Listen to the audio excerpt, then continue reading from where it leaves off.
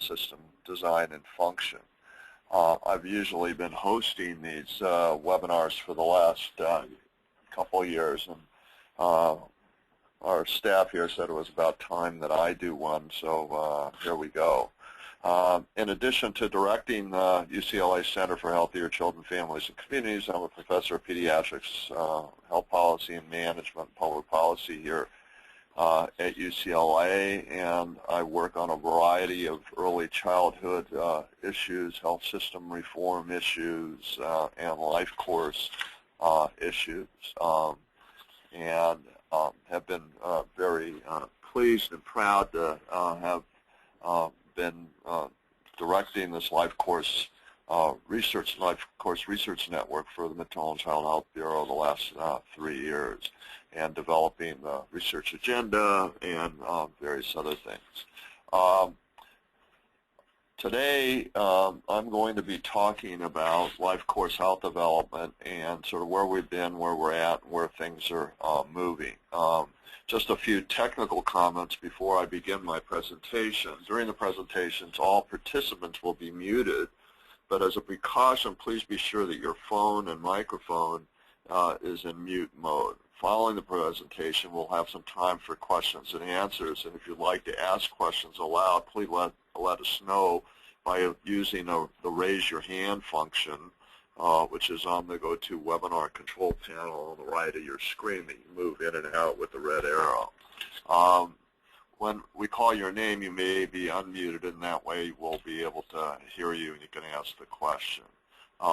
Alternatively, you can submit questions in writing as I'm speaking, and then we'll get to those at the end as well.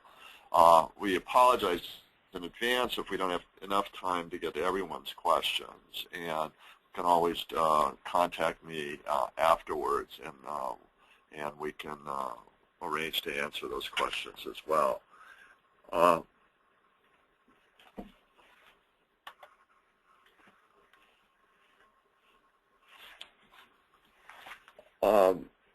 So today's presentation, much of today's presentation is based on an article that was published earlier this year in the Maternal and Child Health Journal called Life Course Health Development, Past, Present, Future. And I wanted to thank my co-authors on that article, Candace Larson, Michael Liu, Erica Tullis, and Shirley Russ, and also thank Chris Forrest at CHOP, who has helped a great deal in our conceptualization of life course health development. What I'm going to do is try to contextualize my comments by talking about the need to transform our U.S. health system, how the new science of life course health development is a lever of transformative change. I'm going to introduce this 3.0 transformation framework to talk about how we actually give life in a catalytic way to life course ideas, and then how we prototype life course focused health system change in communities and what that might start to look like. As I think all of you probably recognize, we have the most inefficient, low-value, low ROI health system in the developed world, and the health of our children is probably the worst of all of the developed nations. We have this major aim now, a triple aim of improving population health, quality of care, and lowering costs. We have enormous challenges in terms of the enormous disparities that exist and the rising inequality, increase in chronic disease, unavoidable demographic shifts that are really profoundly important in terms of policy, in terms of life course, and relentless cost increases. We have an anemic and tired health policy strategy that doesn't reflect what we know about producing health, and that's where the life course health science comes in, because it really gives us a powerful new way of thinking about how we produce health. And we have an operating system that's running our healthcare system that is slow and outmoded, and we keep adding more and more apps to an old operating system that seems to run more inefficiently and slower. All of you have seen slides like this that show that we cost more than all other nations in terms of healthcare costs, and the costs keep increasing, that our life expectancy at age 60 compared to other nations is at the low end of the spectrum, and that the biggest cost drivers in our healthcare systems are chronic disease. We're getting close to the point that we're spending well over $2 trillion, on our way to $3 trillion a year on health care in the United States. And most of this has to do with chronic disease care. And what we're learning is most of these chronic diseases start early in life and are highly preventable. What we see in the rise in chronic diseases just over the last couple of decades is we've seen a threefold increase in mental disorders. See this big increase in hyperlipidemia, which is probably a Lipitor effect, but you see in almost all categories of chronic diseases you're seeing big increases. The recent IOM report that was written by Steve Wolf and Laude Aaron from the Urban Institute really highlights the problem we have that the United States has shorter lives and poorer health when compared to all other nations. And what this report really focused on was the fact that the amount of money that we spend on health and social services in the United States compared to all other countries is about the same. We tend to spend much more of our money on health care at the end of life, not just in the last 3 months, but towards the last decades of life, compared to other countries that invest much more earlier in social and educational services so that they're launching their children and their population into higher health trajectories. What we've also seen recently from the UNICEF report is where the United States stands in relationship to other countries, and we're down at number 26. For all countries, when we look at health, we're at number 25 of the 29. So it's really, we're in a position that should be a shame to us as Americans to live in the richest country in the world and have some of the poorest health for our children. So just before we get specifically in the life course issue, let's look at some trends and patterns, trajectories, and social gradients about children's health. What we know is mortality rates for children continue to decrease, and that's really a good thing, obviously. Morbidity is decreasing for many chronic medical conditions like diarrheal diseases, pneumonias, meningitis, but disparities in health outcomes are increasing. And we're seeing a lot of new morbidities and concerns, and the patterns of exposures and risks are changing rather rapidly. As families are squeezed, children are hurried and living in more toxic environments. We're all aware of the obesity epidemic that developed over the last 3 or 4 decades for reasons that aren't entirely clear at this point. And it's not only because of giant drinks and giant meals at fast food restaurants, but there are all kinds of other factors at play. We know that the increase in chronic health problems, when you count obesity, and that it's up to about 33% of the child population, and it's being driven not by increases in hemophilia, cancer, and congenital heart disease, but growing prevalence of mental health disorders, greater appreciation and role in neurodevelopmental disorders, and growing number of children with multiple conditions and comorbidities, so that asthma, obesity, ADHD, for some reason, seem to travel together. And so you see these conditions that are emerging and patterns that are emerging that are different. Work that I've been doing with my colleague Paul Newacek and recently with Amy Hertow and Candace Larson has been tracking the trends in childhood disability over the last several decades. What we've seen is we've gone from about 2% of the kids being classified as disabled by their parents up now to about 8 or 9%, and what we've seen is that the face of disability has also changed from 1960, when the poster child for disability was a child with crutches and braces on her legs that had polio, to now the poster child for disability in America is a little boy with autism. And so these are really rather significant changes. And while there's and with great social disparities. One of the things that I think is also really important is when we look at the cumulative prevalence of mental health disorders in the population, what we see is that 70% of mental disorders that people will have over their entire lifetime are diagnosable before age 25. And recent estimates suggest that over 30% of adolescents have mental health problems, and that 22.8% have mental health problems with impairments. And so we see this time period of rapid increase in the development of mental health disorders. And I think we're going to do a whole session on this in one of our upcoming webinars, because I think that this is becoming like the new obesity as we see the number of children and adolescents with mental health problems, and the life course implications of it are phenomenally important in terms of being the precursors for many chronic disease, medical conditions as people get older. So at present we have 4 to 6% of kids with severe disabilities, probably 12 to 16% of kids with special health care needs, 30 to 40% of kids with behavioral mental health problems. So we have this heavy burden of disability that we're carrying. And we know that economic adversity is a big cause of this. The children that are living in unresourced environments are born early, smaller, more fragile, have worse health conditions, are hospitalized, more and more obese, have more asthma, have lower health trajectories, have a greater brain drain before they hit kindergarten, carry the burden of their social status into adulthood. And more we're understanding from the life course health science that this adversity is programmed into their biology and how their immune, endocrine, neurologic systems develop, how they function, and how they perform.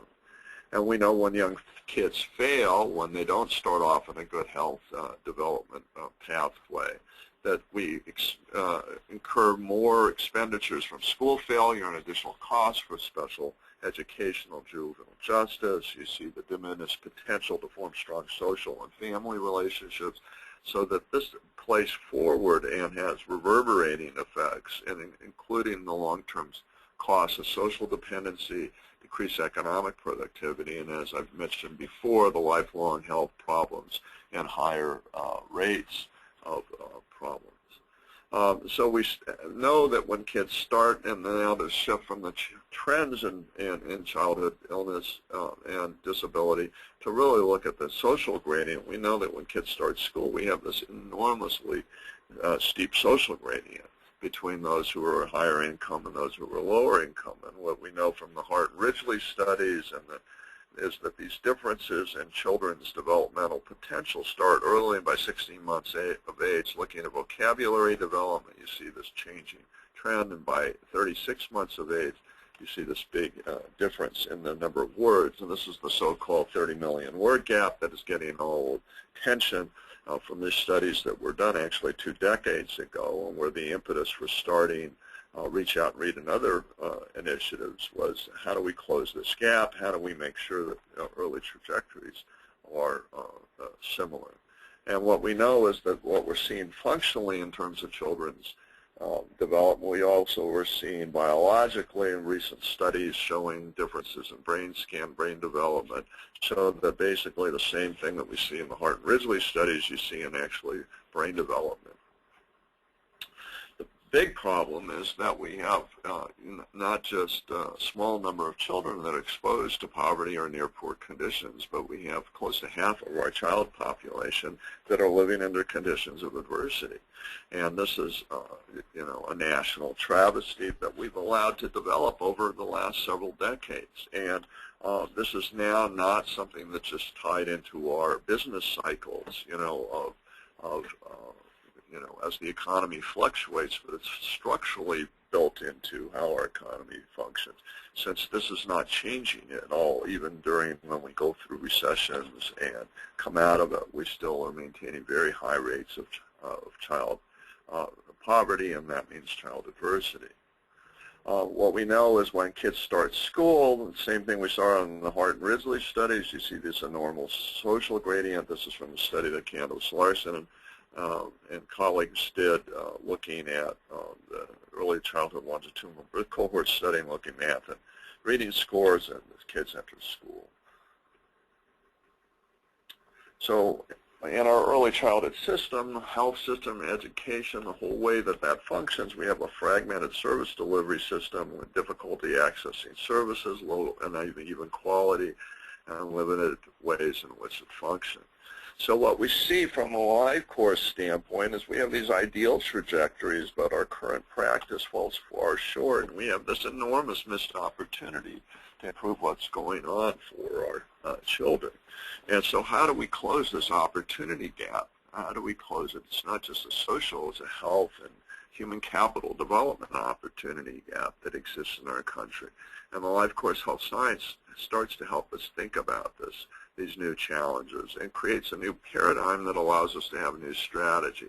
So this new paradigm of health development I'm going to talk about, and also how it informs a different way of organizing health services. Now, this arc of human development has been something that people have been interested in for a very long time in terms of what happens to individuals. And we see this played out in an ad that was in newspaper, the Blue Shield of California, sort of connecting the dots between what happens early in life and what happens later in life. And so the notion that there's a relationship between early life and later life, people have known for a long time. In our Healthy People 2020 model, what you'll see right in the middle, buried in there, is that they took the Healthy People 2010 model and upgraded a bit, because of the life course health science, and they now include this across the life course orientation, so that it's now emerging as an important consideration and looking at the determinants of health. And when people talk about population health and population health outcome, they quickly go to the social determinants, talk about moving upstream and why upstream is important. What upstream is about is mostly moving horizontally into other sectors and thinking about what those social and living conditions are and their influence on health. But the other thing about moving upstream is actually moving upstream in terms of the life course and moving upstream developmentally to when conditions are having their biggest effects during more sensitive periods. So there's a life course demographic revolution that's going on, and over the last century, lifespan nearly doubles. The health span increases dramatically during this time period. And more resources and capital are flowing to the end of lifespan, and that's not just in terms of Medicare and the amount of medical care or Social Security. It's, the capital that goes into building cruise ships and, white belts and white shoes for guys that are golfing, and nursing homes, and huge amounts of money that has to be spent on, to support a growing aged population, of which I'm quickly becoming one. And our policy challenge that we face as a nation is one of raising children when the old are starting to outnumber the young for the first time in human history. We've never had a time in human history where older people outnumber the younger people. So how do we, in a time and age, have policies that actually direct resources and focus on the younger people? Children and importantly, children no longer expected to walk in their parents' shoes anymore. Neither the shoes or the paths are well defined for them. And there's much more uncertainty about what children's lives are going to be like. So we have these really major changes. And the life course scaffolding human development is being reinvented and revised as we speak, as we move forward with a very new world. And my kids' world is different than the world I grew up in. And we're reinventing this in various ways, which can be very liberating but also very destabilizing. So what we've seen over the last century is this trajectory has gotten longer, so people live longer. The health span means that people are living healthier generally, and that we have this performance span, that the performance of the population has increased. In fact, the IQ has increased by about 15%, which you wouldn't recognize if you pick up the newspaper most days. But in fact, we have a more intelligent population worldwide.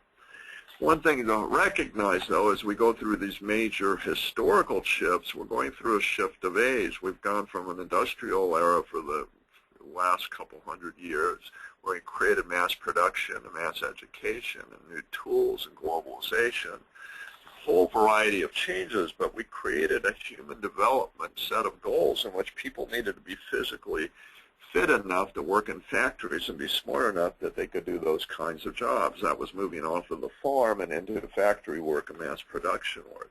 We're now in a new era of production where the world is flat and the power relationships are changing and wealth production is being transformed, and our tools are changing to make and transport knowledge. We're going through a new era of globalization. We just, over the last 10, 15 years, close to 1 billion people have entered the marketplace on a daily basis.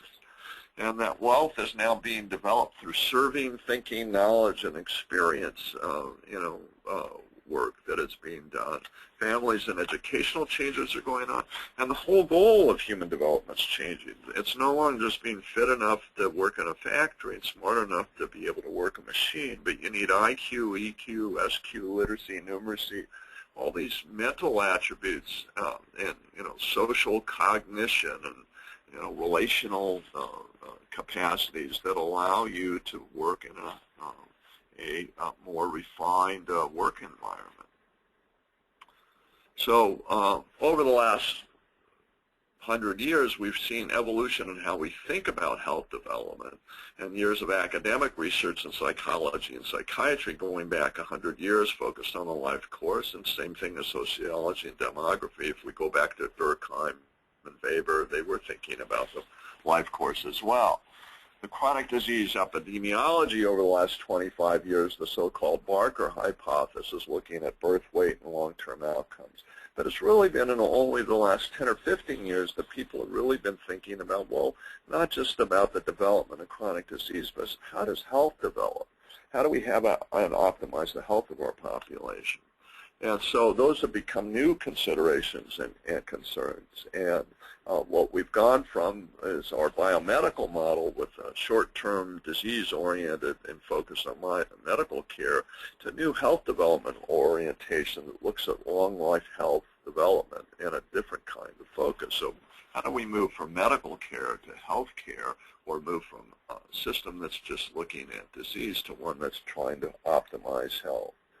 And so we've seen the life course studies that focused in sociology on social contacts and looked at age and cohort effect and the cumulative mechanisms that influence disease or influence human development. And then in psychology, it was really lifespan human development research that looked at the development of individual differences, adaptivity, plasticity, and resilience. These were two different intellectual traditions that started to come together as they formed an allegiance to look at human development in terms of linked lives and the trajectories of human development pathways. And then what happened is this starts to go through this health prism because of the chronic disease epidemiology and the developmental origins work, neuro development, some of the early intervention work. And we start to emerge with this life course health development model, where we start to think about developmental pathways, sensitive and critical periods, the whole role that developmental plasticity plays during those sensitive periods in which the body is more sensitive to outside influences, how these cumulative and pathway and programming effects emerge, and how health trajectories are formed. So the basic model that we've put forward is one in which you can go into a high or low trajectory. The more risk factors you have, the more likely you go into a lower trajectory. The more protective factors, the more likely you go into a higher trajectory. When you go into a lower trajectory, you basically age at a faster rate, and you start having symptoms of respiratory problems, heart problems, metabolic problems, all earlier in life. On a higher trajectory, you have a longer time period until you have the onset of those kinds of problems. And this costs the nation an enormous amount of money for all those who go into a lower trajectory, and we'll talk more about that in a minute. In 2004, the National Research Council and IOM released its Children's Health Nation's Wealth Report, and it started to redefine health for children in a different way. And what was important about this definition, which still holds forth, is that children's health is the extent to which individual children or groups of children are enabled to, and here are the important notions, that to develop and realize their potential, satisfy their needs, and develop their capacities. So what this definition did is it built upon the WHO definition and said, of one of health as a capacity, but said it's a developmental capacity. It actually develops over time.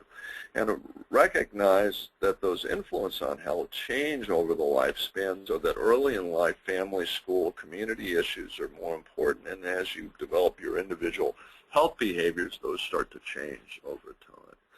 And what life course health development started to focus on is that health development occurs across the entire life course, that health development can be represented in trajectories, and this notion that there are critical and sensitive periods when, toxic social environments and adverse experience are likely to get under the skin and get embedded into the biology and developing brains of children as they're growing. And the IOM report put forward this kind of trajectory model with these kind of kaleidoscopic influences of various social and biological, physical, environmental that can vary from time to time during the life course. It's just like a kaleidoscope turning on itself, and how different factors overlap. And the basic model then starts to develop that, kids can go into a high or low trajectory. The more risk factors, the lower the trajectory. And if you going to go into a healthy trajectory, you're going to have more protective factors.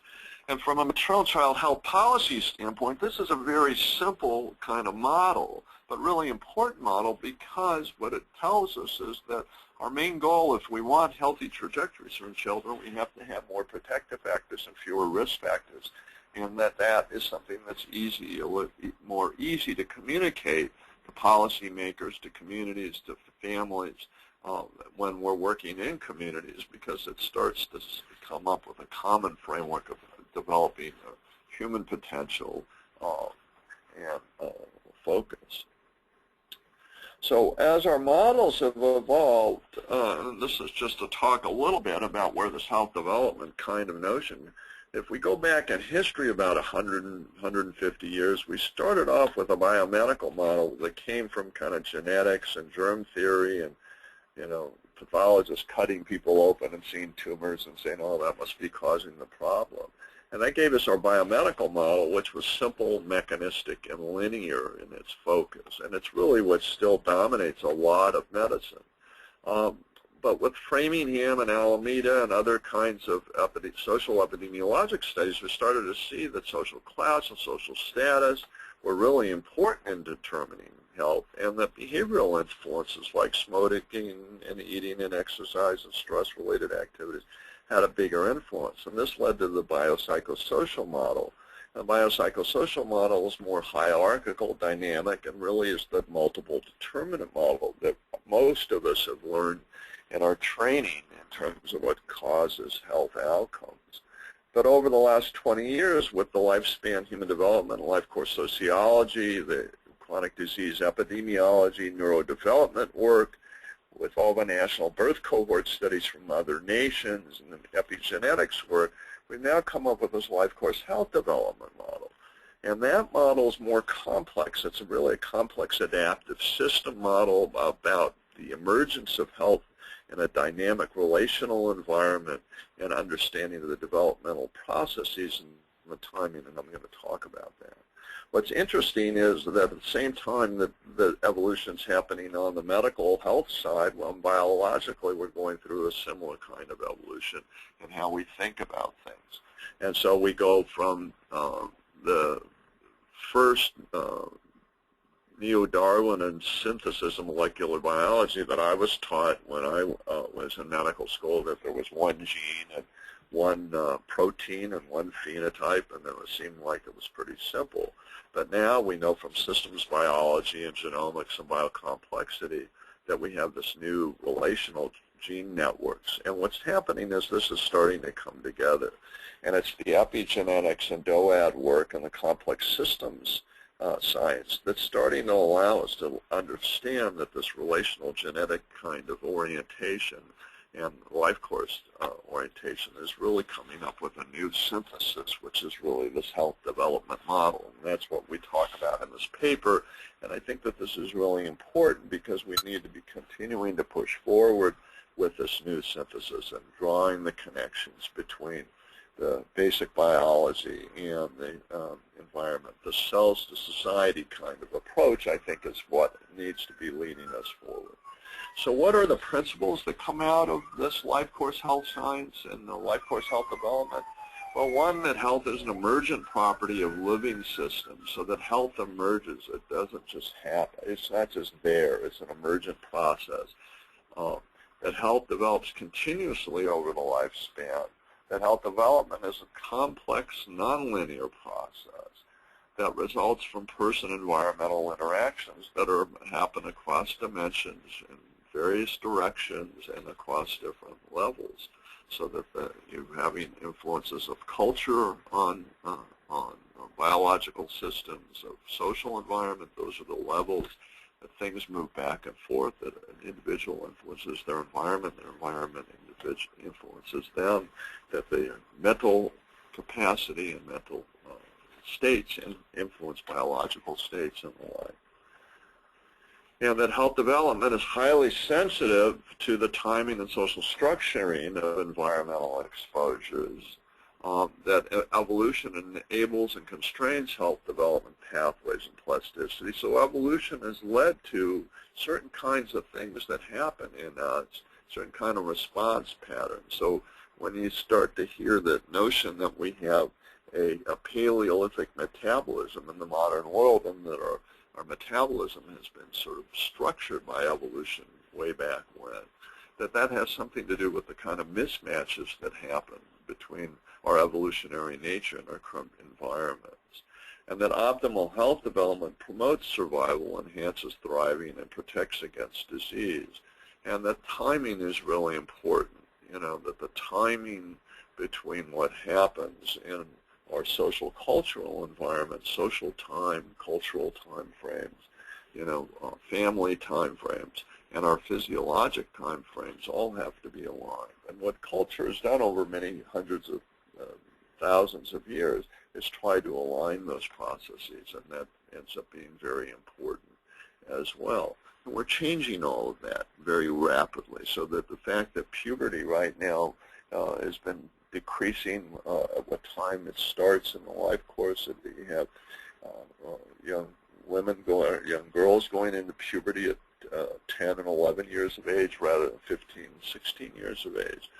And marriage, which used to be right next to when you would go through puberty, went through puberty at 15 to 16, and you got married at 18, 19, and had families. And historically, in earlier times, now people go into puberty at 10 and 11, and they don't get married till they're 26. So the period of psychosexual vulnerability is much increased. So when we start to think about, well, why are we seeing all the mental health problems? Mental health problems aren't necessarily because there's something bad in the water. Well, it could be, but it has to do with some of these deeper structural changes between kind of our evolutionary predisposition and the kind of environments in which we live in. And we see this, how this life course sort of structuring plays out in terms of these trajectories, and this is just looking at the brain development and how the brain size increases, and you see again the same pattern. This is looking at glucose metabolism in the brain and also synaptic density. You see these same patterns and kind of trajectories of brain development. We know that there are these time-sensitive pathways, and so that you're exposed to toxic stress, which affects the epigenome, changes the methylation patterns, which can affect the endophenotype, meaning that the midbrain is changed in terms of how it is structured, the prefrontal cortex and HPA axis, all influenced through these epigenetic mechanisms. And it changes the way that we affiliate and form attachment, our ability to have impulse control and executive function in the stress response. So when we start to think about, well, gosh, why is ADHD, obesity, and asthma all related to each other? Could it be related to toxic stress early in life? Well, maybe. And we know that these exposure endophenotype leads to different kinds of changes and outcomes. So we're starting to put this together and understand that these time-sensitive pathways are very important.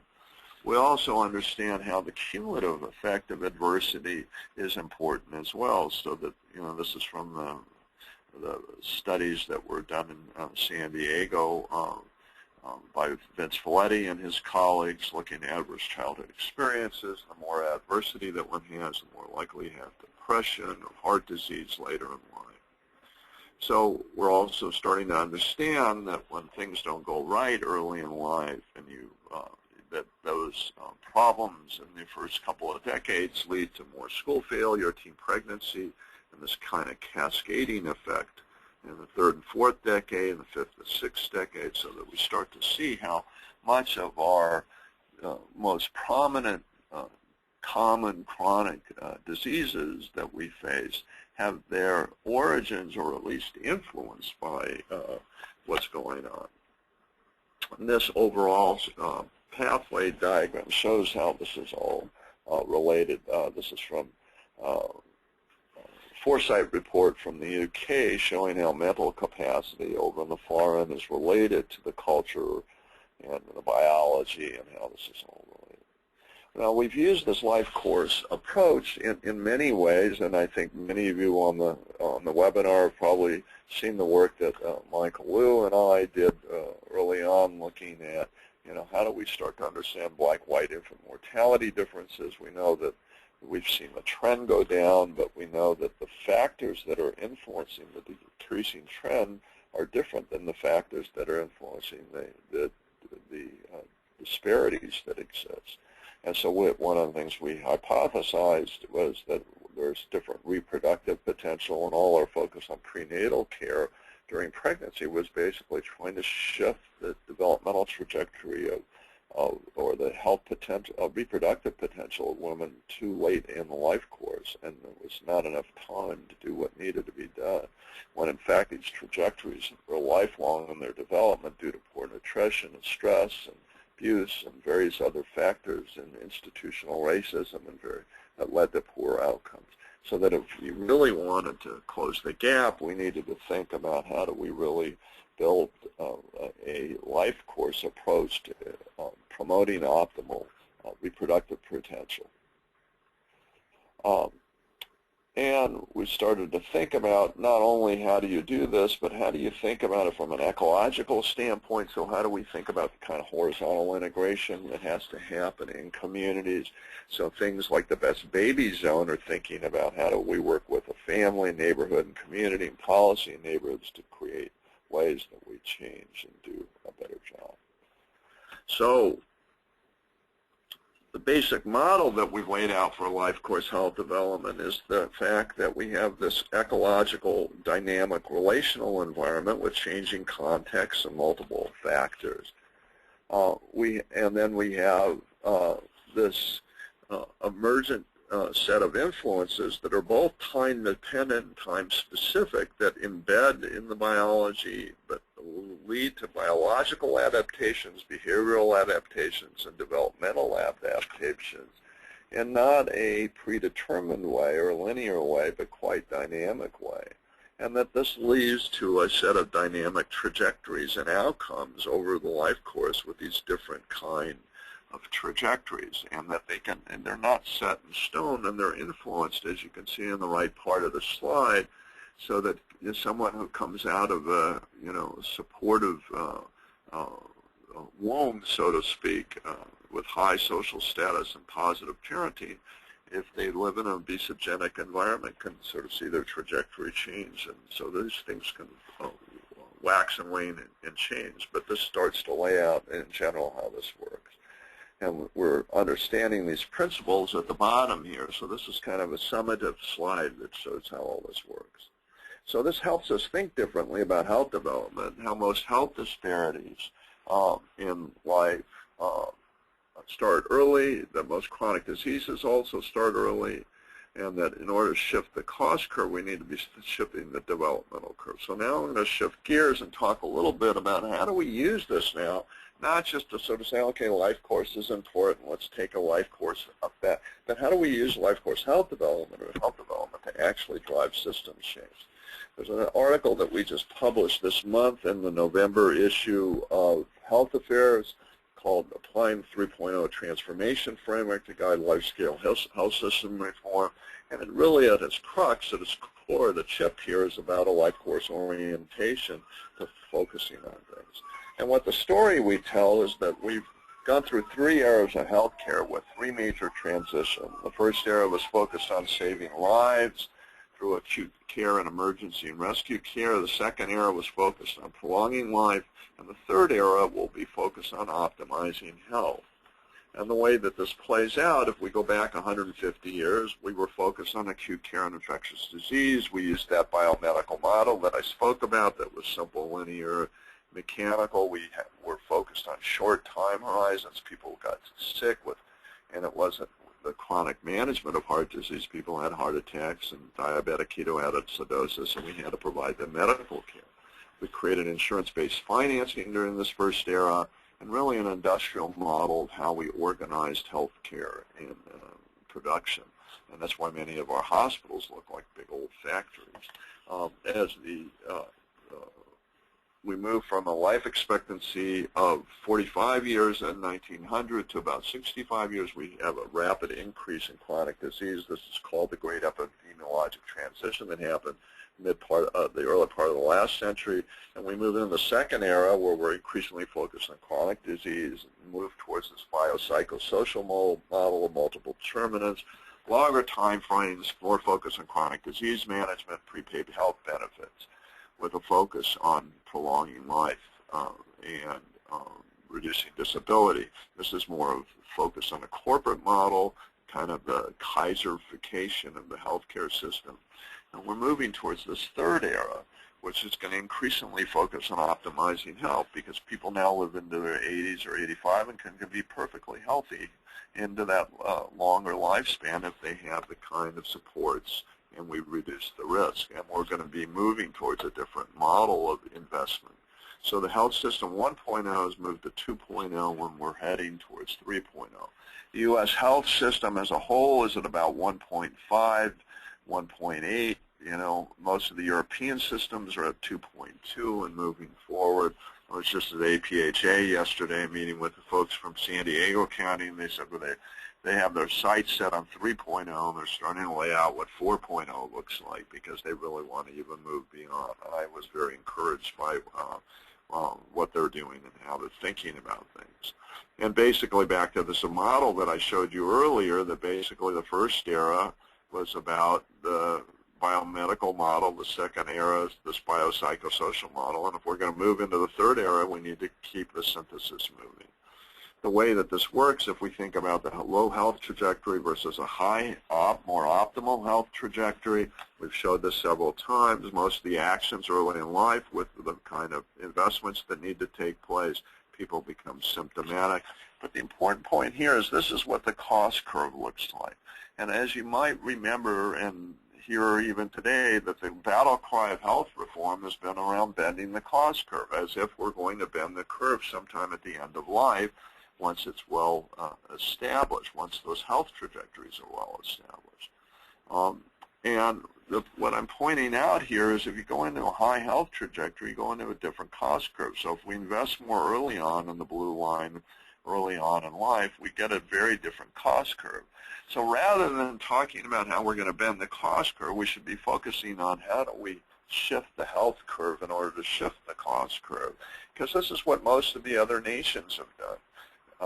And the reason why they have much lower cost than we do, and the reason they have healthier populations, is their investment strategy and their focus is more life course sensitive and focused in what they do.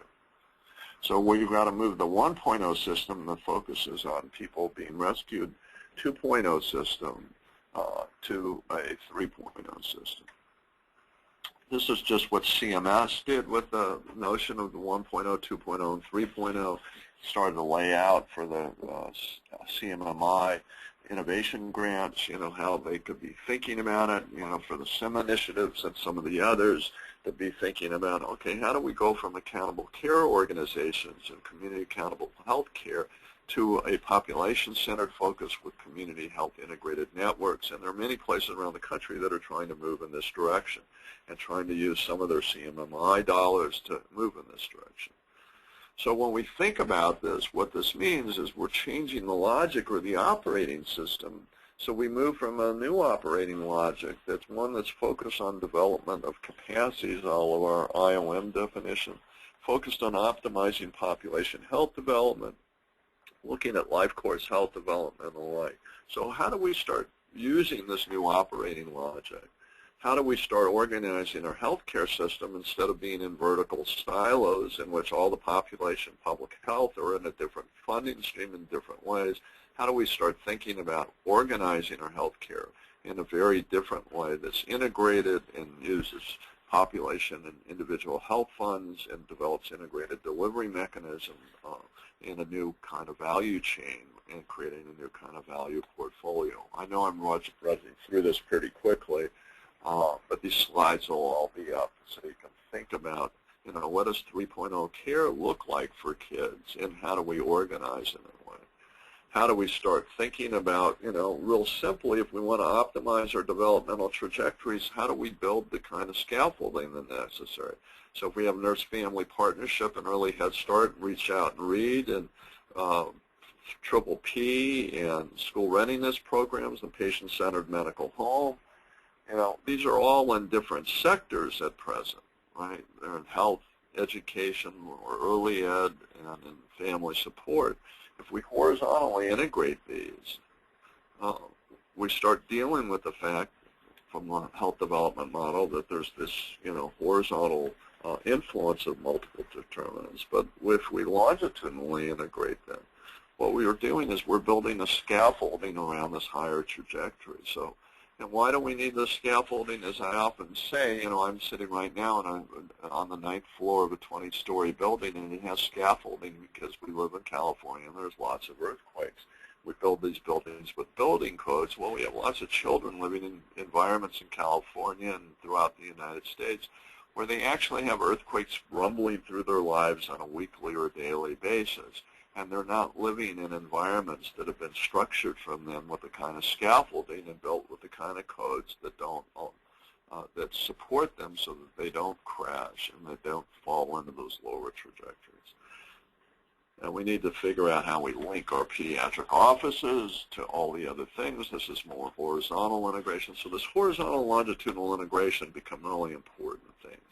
And we need to think about how we start to monitor and measure things. So here's thinking of performance monitoring. If we think about HIT, the kind of work that's going on in the medical informatics and information systems, the 1.0 is about diagnostic and treatment and basic public health protection, linking the charts and the ER with the inpatient records. 2.0 is about management and prevention. It's decision support for chronic disease management. You're seeing many of the health systems starting to put 2.0 HIT in place.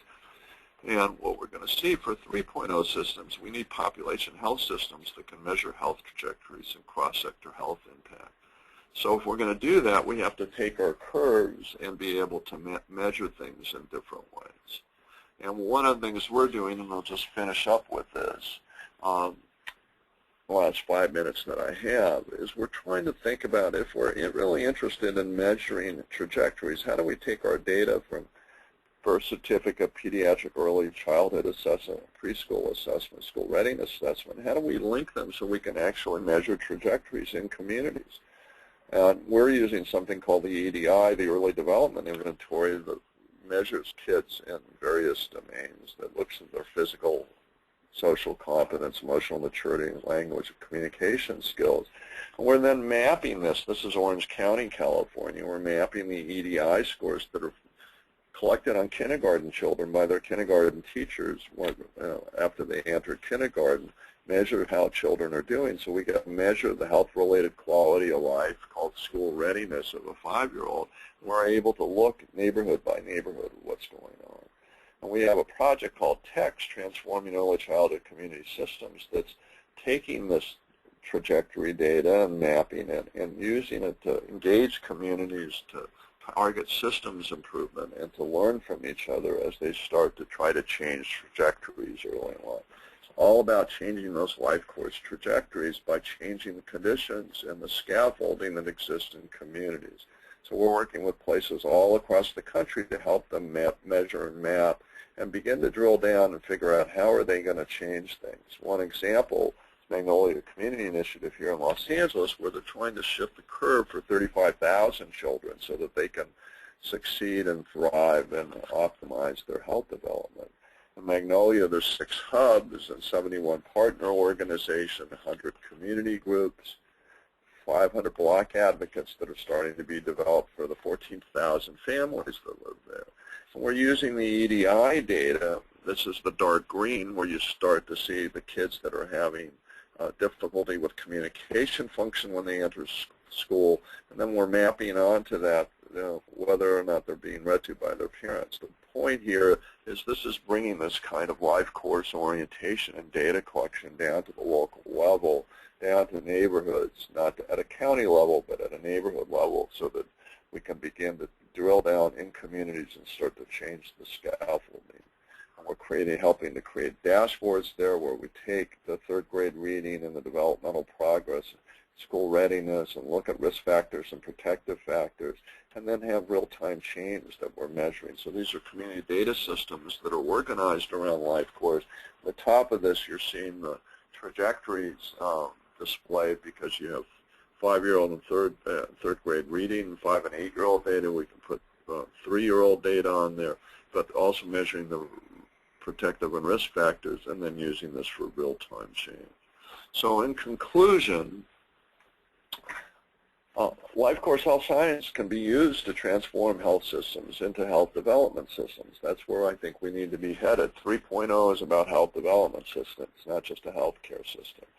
Life course health development is the basis for this 3.0 transformation framework that will hopefully inform innovation and improvement and start to change the operating system of the healthcare system, so that we move from a healthcare to a health system, and that we really embrace the development of this culture of health. And they provide new measures of positive health development are important, and we need to be able to do more research. And we have the MCH Health Measurement Research Network, and in fact tomorrow there's another webinar that's going to be done about the Measurement Research Network that Christy Bethel and I will be doing. And we need community systems that can use this life course health development concepts to design and create and re-engineer systems with greater levels of both the horizontal upstream integration across sectors, but also the longitudinal integration that really responds to these life course factors. And those of us that are working in the maternal and child health field really need to be thinking like architects and designers and engineers and curve shifters. Just like in Harry Potter there were shape shifters, we have to be curve shifters and really think about shifting the outcome curves, but also shifting the developmental trajectory curves. So with that, I will stop and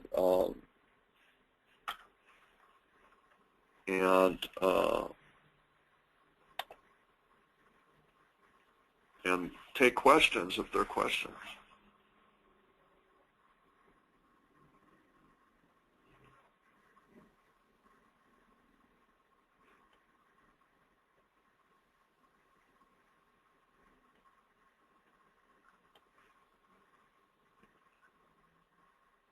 Any questions? There we go, we got some hands up. Okay, Case Scamahorn. We've unmuted you, so do you want to ask your question?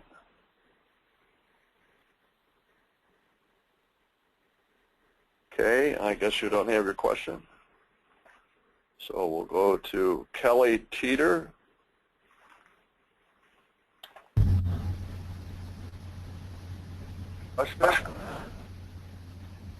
Hello?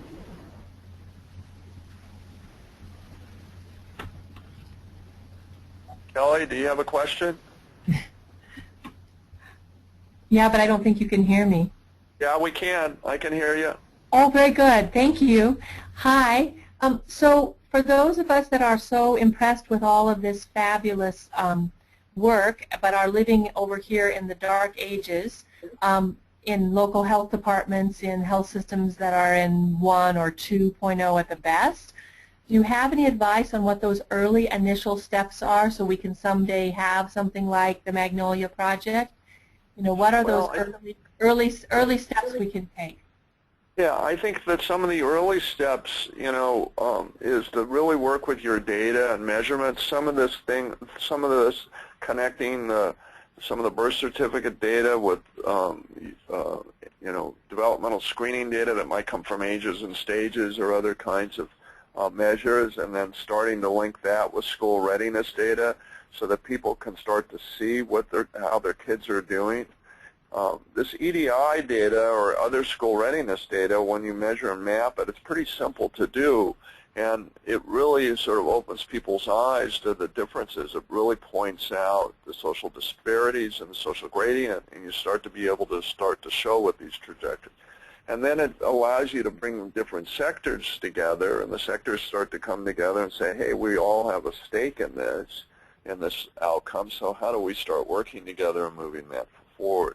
So that's one way of thinking about, how you might begin to use a traditional MCH skill set and access to data in order to start demonstrating how some of these disparities develop and to show some of the trajectories. Is that helpful to you? So you were saying, for example, ages and stages development. So getting the names of the kids who were given the ages and stages and their scores, and then going back and finding their birth certificate data and linking that together, like literally linking it. You can do that and do the linking. A great system to look at is the KidsNet system in Rhode Island. KidsNet in Rhode Island, they do on all the kids being born, they do a risk assessment of 10 questions or so. What KidsNet is now doing is they're now entering all their developmental screening data using a common developmental screening tool, entering that data, and they're going to start doing school readiness. So they're building the data system that they need that will link these things over time. If you can't link the data, you can still do it cross-sectionally, right? So even though you can't have real trajectories, you can say, okay, what percentage of our kids are vulnerable at birth? What percentage of them are vulnerable at age 2 or 3, on the ages and stages? What percentage are vulnerable at age 5? And that starts, at least, that's kind of poor man's non-linked way of doing that. That's helpful, yeah. So maybe we can take one more question. I've got to click you off. And then I'm going to turn to Marilyn Teal. Marilyn, you're on.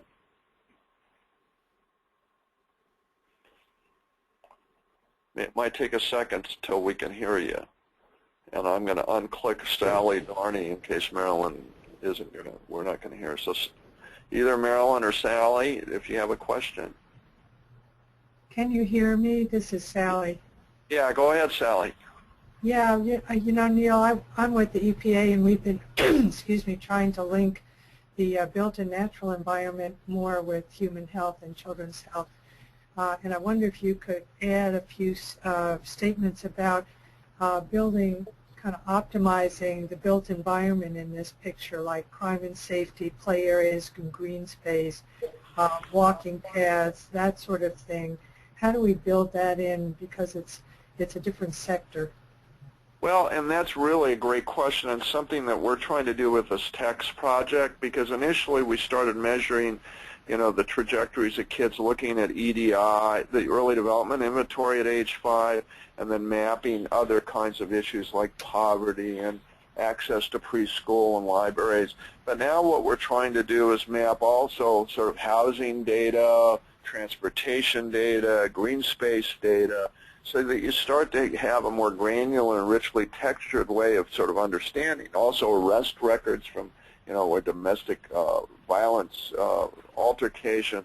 So you start to help develop a picture of the ecology in which children are living and begin to think about it and bring others to the table. So we're not sitting around the table with just the MCH folks and early care and education, the pediatrician, but you're bringing colleagues that are interested in the built environment. You're bringing the police. You're bringing the transportation people, all sitting sort of saying, okay, we've got 30–40% of our kids vulnerable. We've got 25% of our mothers that are depressed. We've got these problems with obesity. How do we all start thinking about this together? So those are ways of, again, using the data and conceptualizing this in a more ecological way to begin to draw those connections.